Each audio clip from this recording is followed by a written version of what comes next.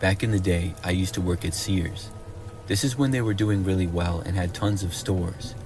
If anybody doesn't remember Sears, they were a large department store that sold many things like appliances and clothes.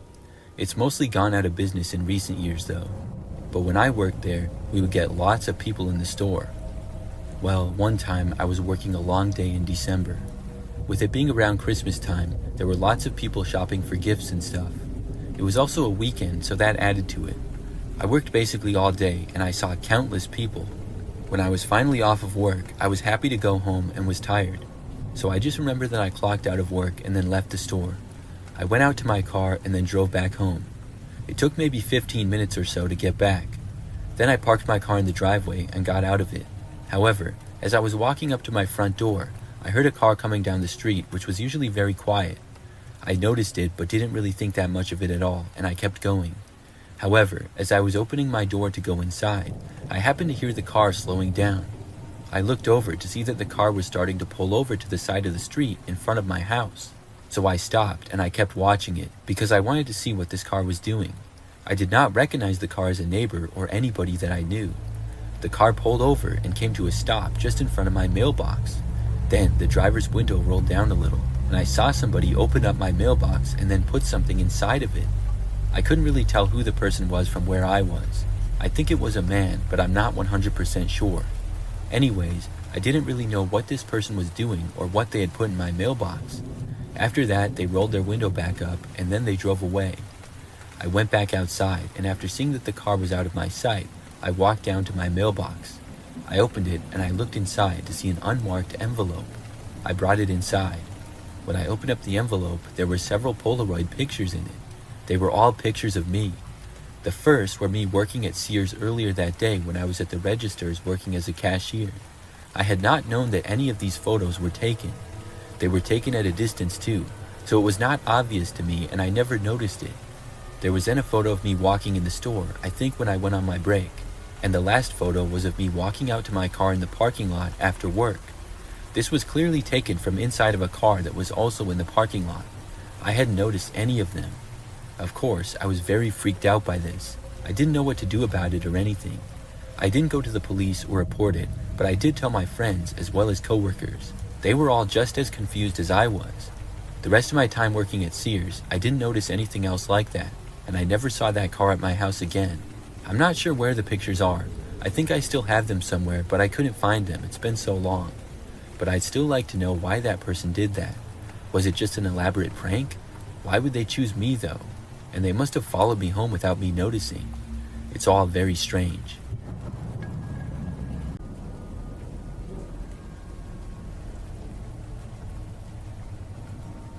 I live alone.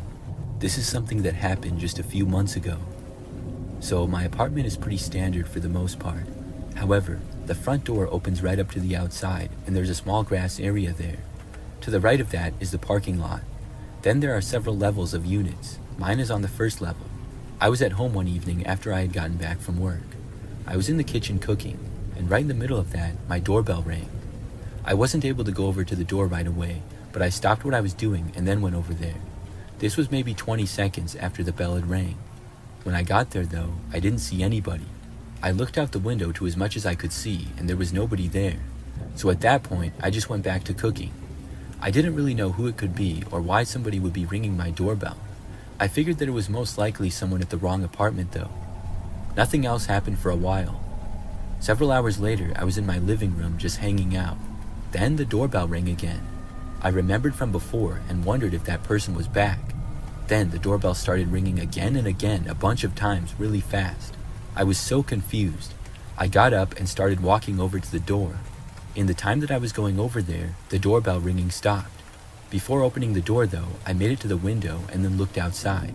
When I did, I was surprised to see that nobody was there again. They had been ringing my doorbell so many times in a row like they really wanted me to answer, and now they were just gone. I didn't know what to make of it. I looked around for several minutes but didn't see anyone. After that, I went back to what I was doing. I only stayed up for maybe another hour if that. Then I was tired and decided to go to bed. I started turning off the lights in my apartment.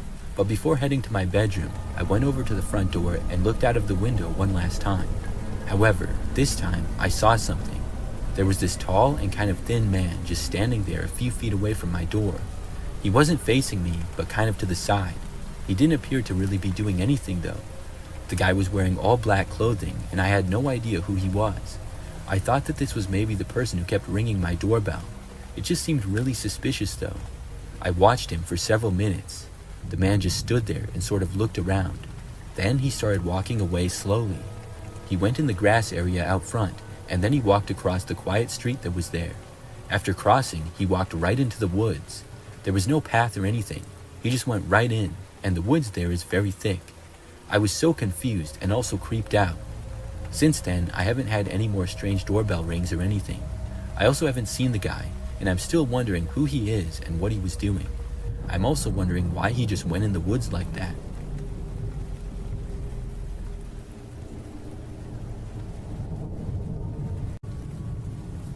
It was about a year ago when my parents and sister went out of state for a sports tournament, and I was left alone in the house for 3 days. I'd never been home by myself for that long, and I thought it would be nice to have some peace and quiet. The first night went by without anything out of the ordinary. I watched a couple of movies, made some popcorn, and went to bed around midnight. I didn't think much of it when I woke up in the middle of the night with an uneasy feeling. It was not anything specific, just a weird sense that someone was watching me. I shrugged it off and went back to sleep. The next day, everything seemed fine. I spent most of the time inside, just relaxing and watching more movies. By the evening, the feeling started to creep up again, like there was someone there, even though I was alone. I checked the house to make sure that all the doors and windows were locked, and everything looked normal. I even walked around the yard for a bit to see if anybody was outside, but I didn't find anything. By the time the third night rolled around, I was starting to get a little jumpy. I woke up again between 2 and 3 a.m. and I heard footsteps outside. It wasn't anything loud, just faint footsteps like somebody was walking on the gravel path outside. My heart started to race a bit, but I convinced myself it was probably just an animal, maybe a raccoon or something. But I couldn't shake the feeling that I wasn't alone. I couldn't fall asleep again, so I grabbed my shoes and flashlight, and I went outside to check things out and ease my mind. I walked around the house, shining the flashlight around, but there was nothing. I was starting to feel stupid about going outside alone in the middle of the night when I heard something from the woods behind the house. It was faint, but it sounded like a branch snapping, like something was walking through the trees. I don't know what made me do it, but I walked towards the sound. As I got about halfway from my house to the edge of the woods, I heard a loud, blood-curdling scream. I don't know if it was an animal or human, but it's a wild area behind my house, and it could have been a fox or a mountain lion. Either way, I freaked out, ran inside, and locked all the doors and windows. I peered through the curtains, trying to see if I could spot anything or anyone. I opened the curtains to a man standing close to the window, staring directly at me. As soon as he saw me, he turned and sprinted towards the woods. I didn't sleep for the rest of the night, so I stayed up and watched more movies, and thankfully nothing else happened that night. When my parents came back the next day, I didn't tell them what happened. Since then, I've been home alone 5 more times, and I've never seen the man again. I don't know what he was doing, and if the scream I heard was related to him or not, or just a coincidence from an animal, but it was a scary night.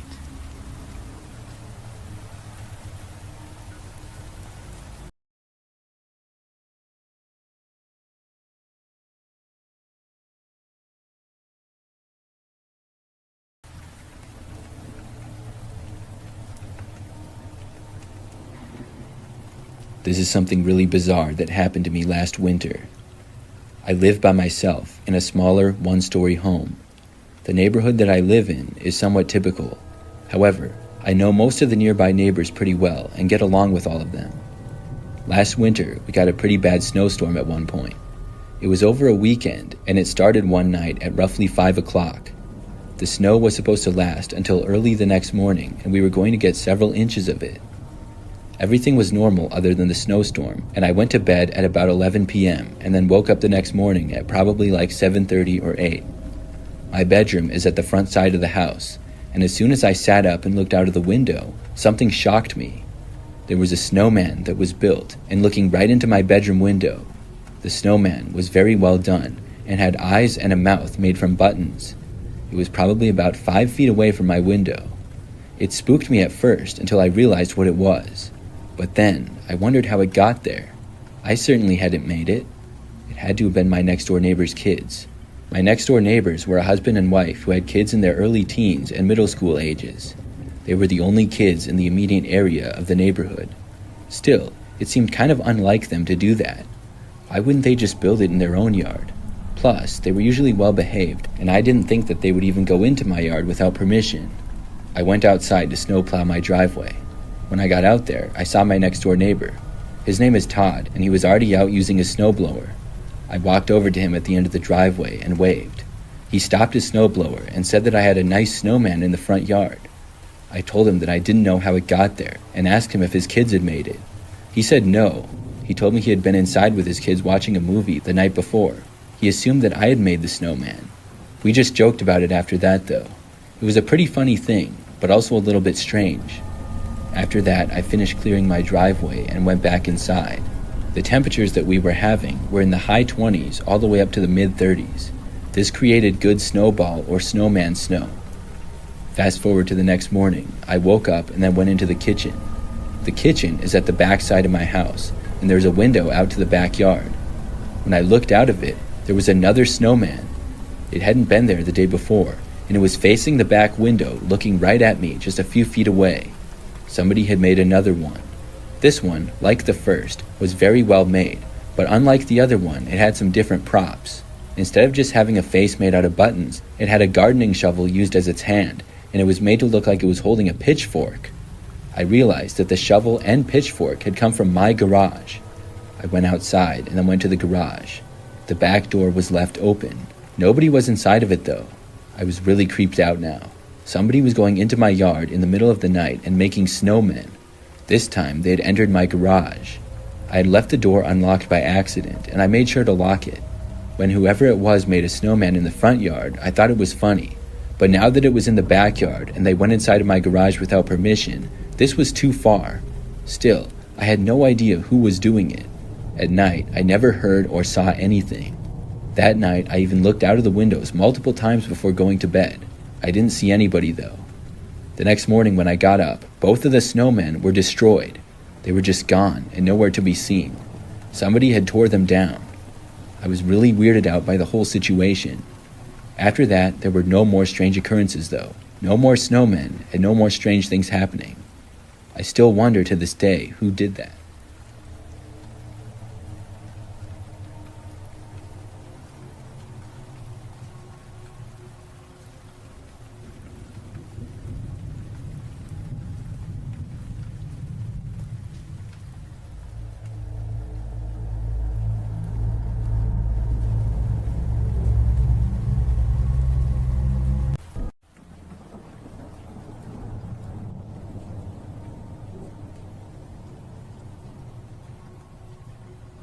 This is something that happened several years ago.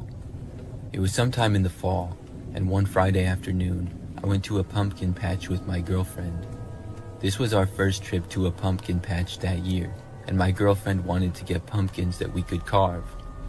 The place that we were going to also had some other things, like a walking trail, a souvenir shop, and a corn maze as well. But overall, it was smaller, and it wasn't one of those places that 1,000 people go to every weekend. This was more of a local farm. When we got there, it was right after the place opened and nobody else was there. We parked in a grass field and it didn't even have any other cars in it. I noticed that there appeared to be one employee there because there was a guy standing near the entrance of the pumpkin patch. I assumed him to be the owner of the farm. Before going there though, we walked down the path and the trail that it had around the farm. That took maybe 20 minutes or so. The path went around the farm and then ended right near the pumpkins. When we got there, I remember that we saw the guy standing there and said hi to him. He said hi as well. The man was about average height, was wearing sunglasses, a hat, and a t-shirt. Then we started walking through the massive field of pumpkins. I thought that it was a little bit strange that we were still the only people there, but it didn't really seem that crazy. There were a lot of pumpkins to choose from, so we wanted to get ones that were near perfect, and we took our time looking through them. I remember after walking down to one end, I noticed that the guy that worked there was kind of walking towards us. I didn't know why, but when he got like 50 feet away, he just kind of stopped and looked at the pumpkins. I looked over at him and then back to looking for a pumpkin. We went to basically all parts of the giant field. So when we were on another end a little while later, I remember seeing the guy kind of walking towards us yet again. But he didn't approach us that time either. He just stopped a ways away. I wasn't sure if he was watching us or what. Either way, it seemed kind of weird. A while later, we found one pumpkin for my girlfriend, and I was still looking for one for myself. I remember noticing that the man was just flat out staring in our direction. He was standing like right in the middle of the patch, just looking at us. The guy was beginning to give us the creeps a little bit, so we decided to wrap things up as quick as possible and get out of there. Within the next couple of minutes, I found the perfect pumpkin and we went up to buy them. By now, the man had gone back to his place at the little table that was near the entrance. When we reached him with our pumpkins, I put them on the table and I said hi to the man. He finally spoke again, saying hi in a quiet and sort of unfriendly way. I started to reach for my wallet, but the man then said that we could just have the pumpkins. I was shocked. I asked why, and he said that it was no problem and we could just have them for free. Well, I wasn't going to question it anymore, but it sure seemed odd. My girlfriend and I just said thanks to the guy, and then we left. We walked out to the car and then got inside. I remember that I was driving off and I noticed that the guy was just staring at us. He was sure an interesting character, to say the least. The whole farm seemed pretty strange that day. Well, the very next day after that, my girlfriend showed me something on her phone. It was a news story on some website. It said that a pumpkin farm, the same one that we had been to, had been the scene of a crime. The owner of the farm had been beaten by a man and locked in a shed. The man who did it had been on the run, but the farmer was able to get out of the shed and call police eventually, and they located the man within 12 hours on the other side of town. When I saw a picture of the man that was caught, it was the same guy who had been working at the farm. So we had talked to the criminal, and not even the actual farmer. I really couldn't believe it. That explained why everything was so odd. Obviously, we had no idea that any of that was going on. Looking back, I don't know what else might have happened, but I'm glad that we got out of there when we did.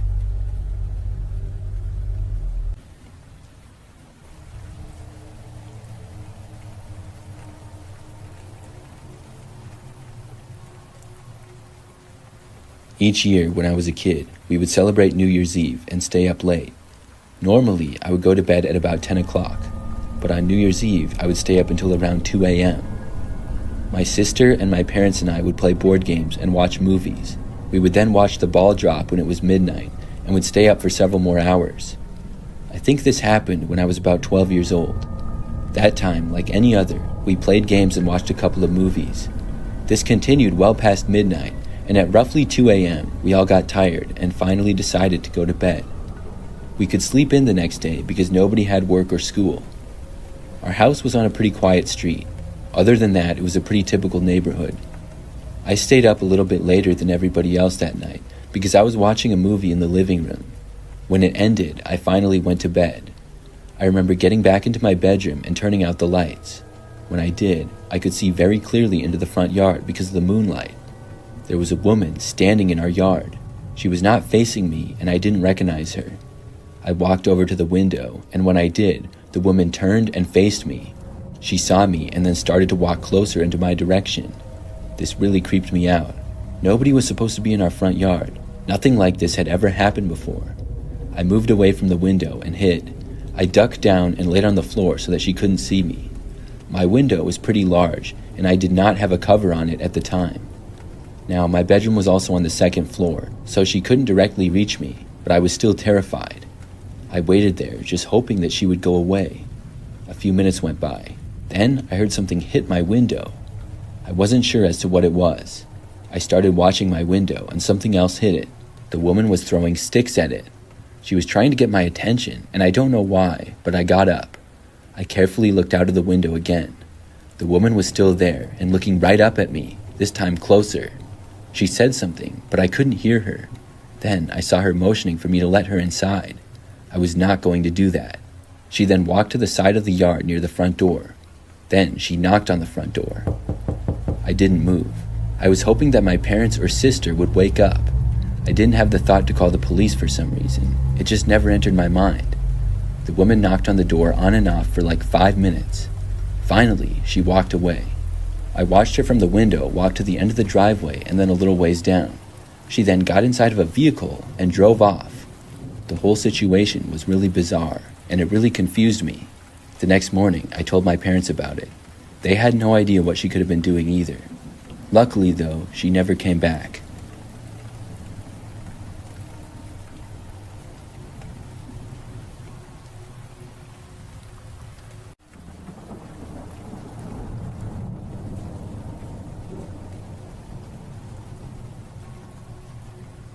This is a story that took place back when I was a kid.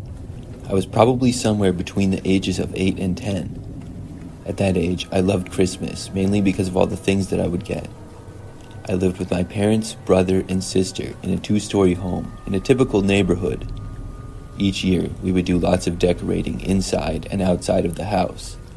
Our Christmas tree would go in the corner of our living room, and all the presents would go underneath it. On Christmas Eve that year, we went to my grandparents' house, and then we were going to my uncle's on Christmas. That night on Christmas Eve, after we all went to bed, I had a difficult time falling asleep. I usually did when I was a kid because I was always so excited for Christmas. I finally was able to doze off for a bit, but woke up sometime later when it was still the night. I remember just turning over to try to go back to sleep, but then I thought I heard a noise. It sounded like it was coming from downstairs. My bedroom was the closest to the stairs, and even I could barely hear it. I looked at the clock, and it was 2 a.m. I didn't know why anybody would be up at this hour. Being that young and a curious kid, I decided to go and look. I left my bedroom and then walked a few feet to the railing of the stairs that overlooked the living room. I looked down, and everything seemed normal. All of the lights were off, but the lights from the Christmas tree and the few other decorations were on, so I could see a little bit. I looked down at the tree for a little while longer. It was very large, and we always got the biggest tree that we could find. But then I saw somebody come out from behind the tree. It wasn't my dad or brother, but a random guy that I didn't know. As soon as I realized that it was a random guy, I turned and ran. I went to the end of the hallway where my parents' bedroom was. I woke them up and told them that there was some guy in the house. I remember that my dad got up to look. He came back a short time later and said that he saw somebody leaving the house through the window. The police were called, and when they got out to our house, searched all over our property. They didn't find the guy, but they did find that our window was broken. None of us had heard it break, so the guy must have quietly done it somehow. It was a living room window that was broken, and I think that I saw him not long after he got in the house, because nothing was even stolen. I think that he either saw me or heard me, and that scared him off. I'm just really glad that he didn't try to come upstairs or anything. It still really freaked me out knowing that somebody broke in. It took me a long time to be able to fall back asleep, but eventually I was able to. That was by far my craziest Christmas experience. Nothing like that has happened since, much less on Christmas. I still don't know who the guy was though and why he chose our house. I also don't know if the police ever found him.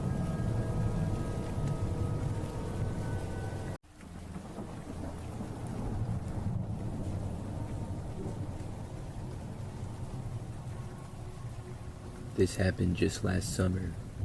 I live by myself in what I would describe as a typical apartment. I have one bedroom, a bathroom, kitchen, and living room pretty much. It's inside of a building in a fairly large apartment complex. So one night, I worked sort of late into the night at my job. I was really tired from the long day and pretty much just arrived home, took a quick shower, and went to bed. That was around midnight. However, I woke up at roughly 4 o'clock in the morning. Obviously, I wanted to get more sleep, but I was wide awake. I was also very thirsty and felt dehydrated. Sometimes, mostly in the summer, I wake up in the night because of dehydration, and obviously on this night I had worked late and not been able to drink as much. Then usually I drink some water and feel better immediately and then go right back to sleep. But some of the times when I wake up, I'm wide awake and can't go back to sleep right away, and this was one of those times. So what I usually do when that happens is get up and go into the living room and watch TV until I get sleepy again. That might be 15 or 30 minutes usually. So that was what I did on this night.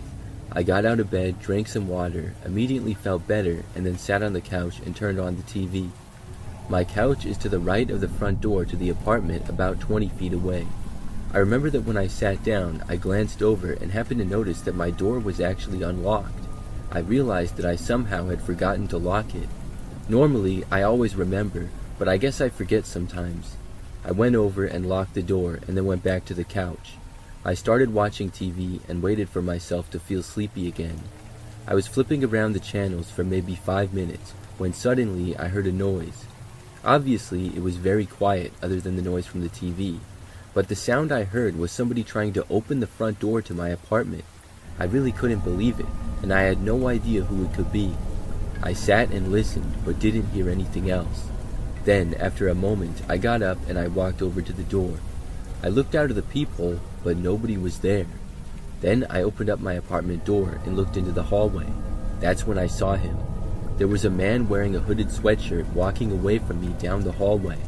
He was mostly looking down at the ground, and then he went to another door and tried opening it, but this one was also locked. I watched him go to another door and try that one as well. Apparently, he hadn't noticed me opening the door. I didn't know who this guy was, but he was seemingly trying to get into any apartment. As he reached the end of the hallway, he suddenly looked behind him and then he saw me. When he did, I quickly closed the door. I was afraid that he would come back, but he didn't. Soon after, I went back to bed. I'm really glad that I woke up when I did that night and locked my door, or who knows what could have happened.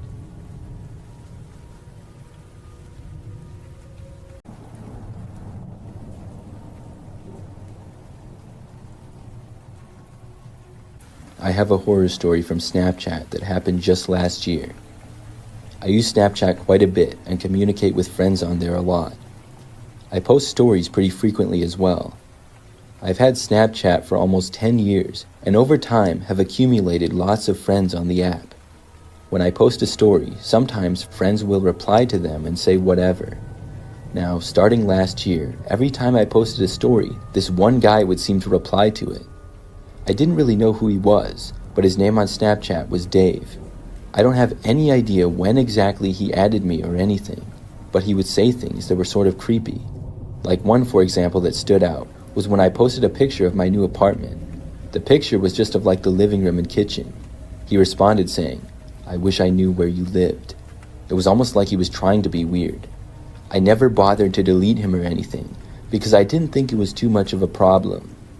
He never snapped me outside of responding to my stories, but eventually I got tired of it and deleted him.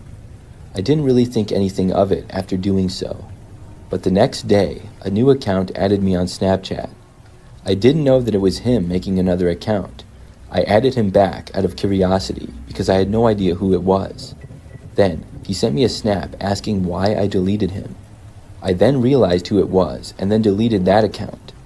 Not too long after that, he tried to add me again with another one, but I did not add him back. He was using different usernames, but I knew that it was still him.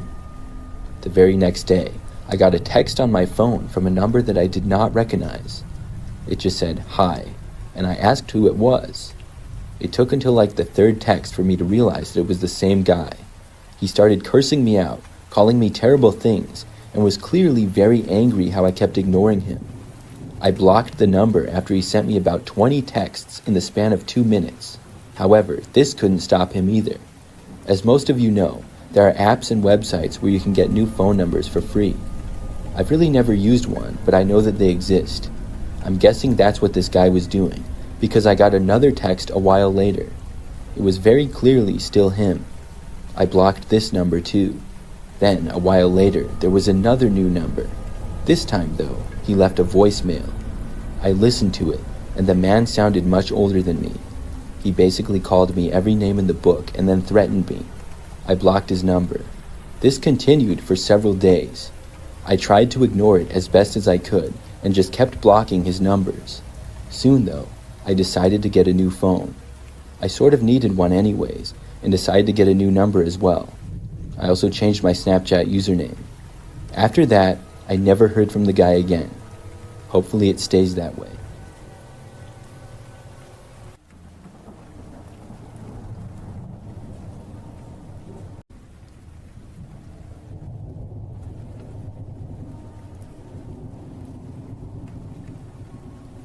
This happened one summer afternoon in 2018 when my partner, my stepdad, and I decided to check out an abandoned factory near my parents' house.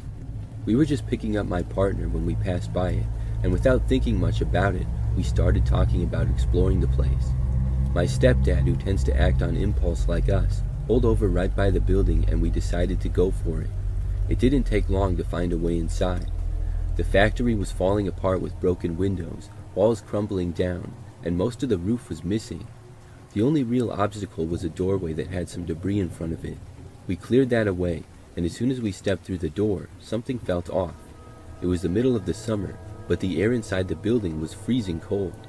I don't mean it was a little chilly, it felt like winter.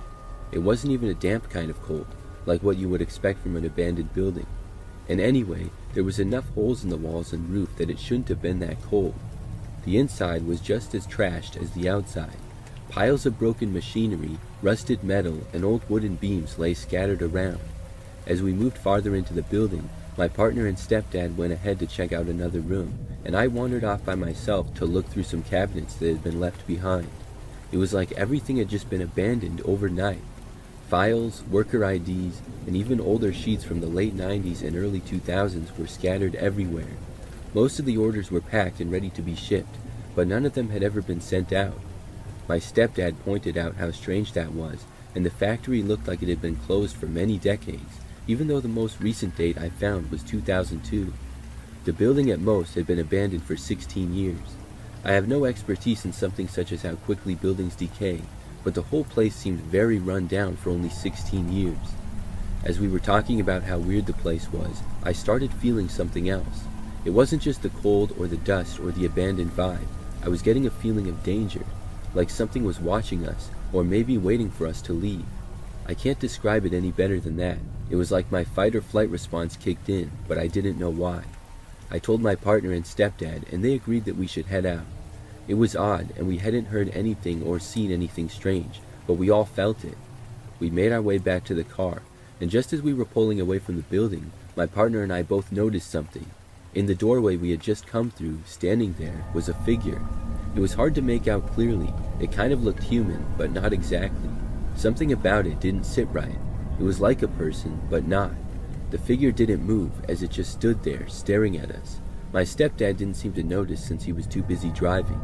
My partner and I looked at each other at the same time and asked if we had seen that thing in the door, so it was definitely not our imagination. We never went back to the factory. I can't shake the feeling whenever I drive past the building to my partner's house. I drive past the abandoned factory so often, and I wish I had never gone inside, because I think about it every time I drive by.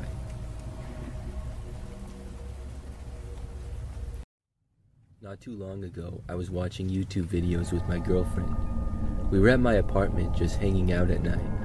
I have an apartment that's not the greatest. It's on the first floor, and I have a little patio that goes outside from the living room through a sliding glass door. Overall, it's fine though. So like I said, my girlfriend was over and we were just sitting on the couch watching TV. We watch YouTube or whatever all the time. It was probably like 9 p.m. or so.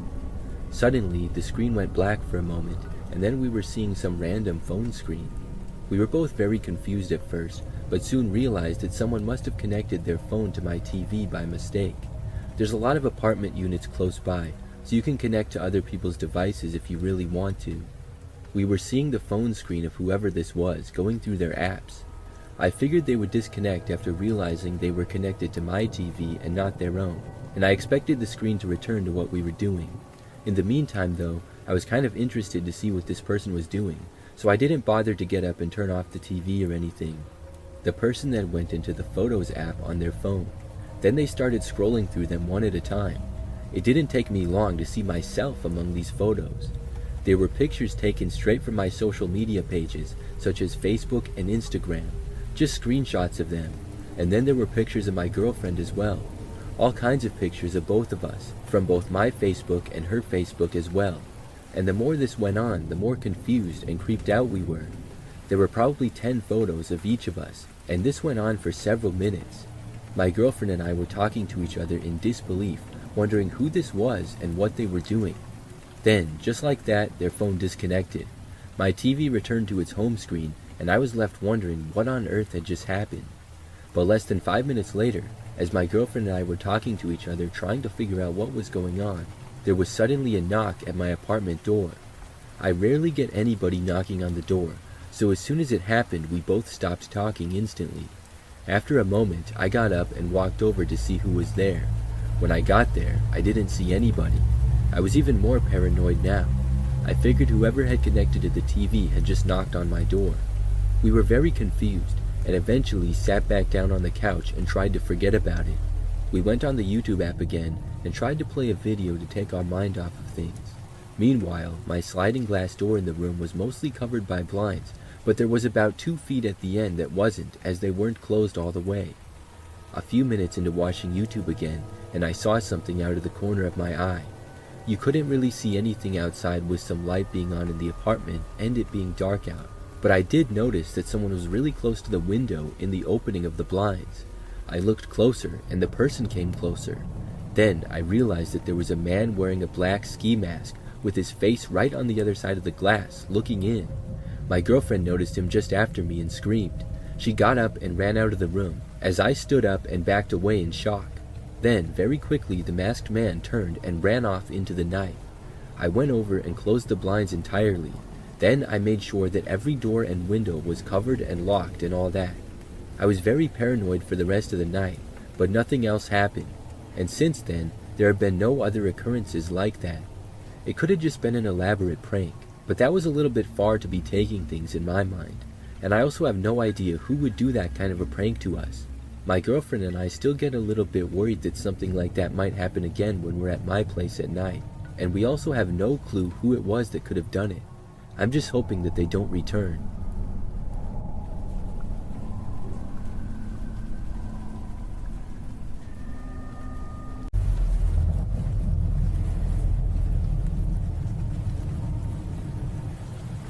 I'm one of those people that's always getting a new phone.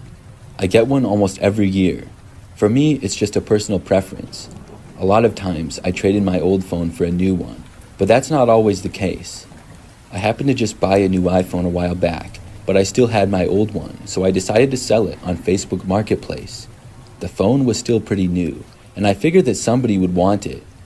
I listed it for a reasonable price, and within a day, someone had made me an offer. I sold it to them, and after receiving payment, I shipped it to the buyer, which was a man named Elliot. Now, everything seems normal, and it was. He got the phone, and I thought that was the end of that. But maybe like a week later, I got a friend request on Facebook from Elliot, the buyer of the phone. I didn't know him at all, other than that he bought my phone. I clicked on his profile, and I knew that he lived in the same state, in a city that was like an hour or two away. When I clicked on his profile though, there wasn't all that much information because we weren't friends. I thought that it was kind of weird though, so I declined his request. The next day, he sent me a message. He asked me why I declined his request and said that he really wanted to be friends with me. I told him, I just sold you the phone. I don't know you at all other than that.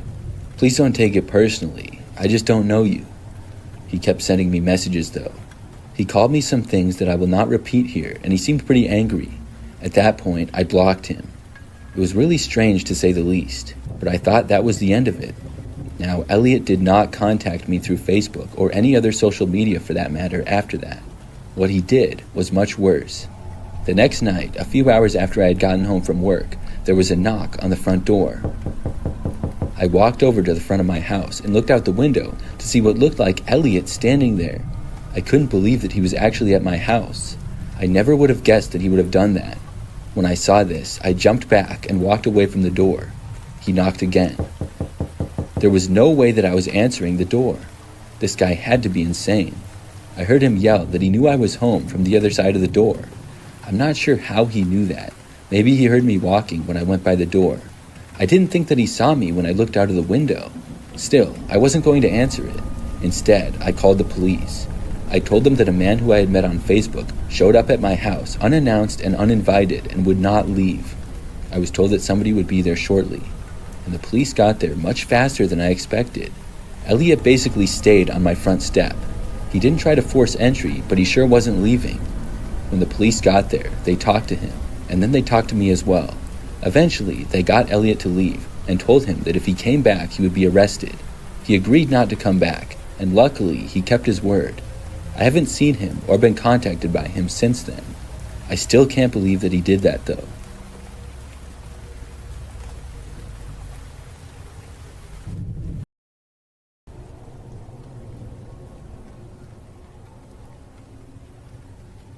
This happened when I was about 10 or 11, camping with my mom near a river in the woods. It was just the two of us out there, no one else around. The nearest farmhouse was a couple of miles away, but we were mostly alone. We had the tent set up and a small campfire going when a little before dark, this man arrived to our site. The area we were in was open to anyone wanting to camp, so it wasn't strange to see somebody else, but he had no gear with him at all. He made conversation with us and eventually came around to warning us that there were wild dogs in the area that we needed to watch out for. My mom and I were slightly uncomfortable because he didn't leave and said that he would stay at the campsite a while to protect us from the wild dogs. My mom hinted several times that we would be fine and that he was free to leave because we didn't need his protection. But he didn't leave. He stayed a long time, but there wasn't much we could do because it was a public campsite. He had the right to be there if he wanted, even though he had no camping stuff with him. Eventually, my mom told the man that we were going into our tent for the night, thanked him for keeping us company, and said that he could leave and we would be fine. I asked my mom quietly if he was going to hurt us, and she said of course not, but I could tell by the way her voice cracked that she was scared too. We didn't want to provoke him, but we didn't want to make him feel like we were scared either. So we just crawled into our tent while the man kept sitting on a log at the fire pit. I don't think my mom slept that night, as she had a knife close to where she lay in the tent. I watched the man through the flap in the tent for a while. At one point, while sitting by the fire, he pulled out a long knife and started sharpening it on a stick. He just stared down at the blade and ran it along the stick, making these slow scraping sounds. I asked my mom if he was going to kill us, and she kept saying no, but I could tell that she was worried. She tried not to show it, but she was prepared for the worst. I eventually fell asleep, but woke up a lot to see my mom was still awake, lying there and listening to the scraping sound of the knife on the stick. By morning, the guy was gone. I wasn't sure how long he had stayed or when he left. After packing up our gear, we stopped by the nearest farmhouse to tell somebody about the strange man. At the farmhouse, the old man there listened to our story, then kind of chuckled and said, "Oh, that's just Ivan. He means well, just doesn't know how to mind his own business." Apparently, he lived on a farm nearby, and the old man promised us that he'd have another word with his neighbor, reminding him not to be so rude and strange. A few years later, after our camping trip where we had met Ivan, I saw something disturbing. I was watching the news, and a man had been arrested who was a suspect in several missing person cases. They showed his photo on TV, and even though it had been a few years ago, I instantly noticed it was the guy who had been with us at the campsite. His name was Ivan Milat, a serial killer who had been picking up hitchhikers along the highways and killing them, and burying their bodies in the woods right across the river from where we had camped. I can't even describe the way I felt when I realized it. The guy who had been lurking outside our tent, sharpening a knife, talking about wild dogs, had been a serial killer. We had come so close to him, and I had no idea at the time. I don't think I'll ever forget that night and how lucky we were, but it still haunts me.